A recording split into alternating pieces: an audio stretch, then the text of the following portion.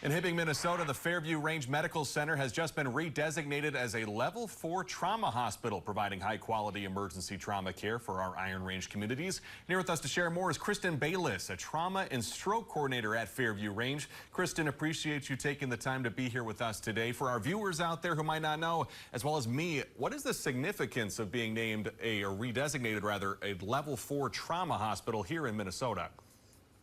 Well, it means that we are ready and prepared to care for trauma patients that present to our emergency room.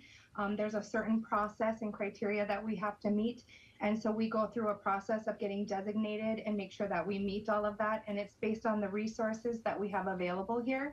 And that just means that we are ready and prepared to care for trauma patients that present to our emergency room. And it sounds like this new redesignation required certainly a lot of dedication and hard work from you and your team. So what kind of training do your staff members go through in order to stay ready for patients who come to Fairview Range? That's a great question. There's actually a lot of training. There's the trauma nursing core course that all of our nurses take. Our providers do ATLS and CALS. And then, of course, we have skills days throughout the year that we go through. We have lots of learning management, which is online education that we do.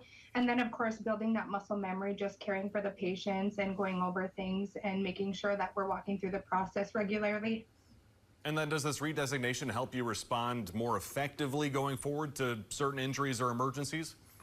Oh, yes, definitely, because we have to make sure that we're meeting that set process and policies and criteria. And so by having this designation, we're following all of that and we're building that muscle memory so we know exactly what to do when a trauma patient presents here.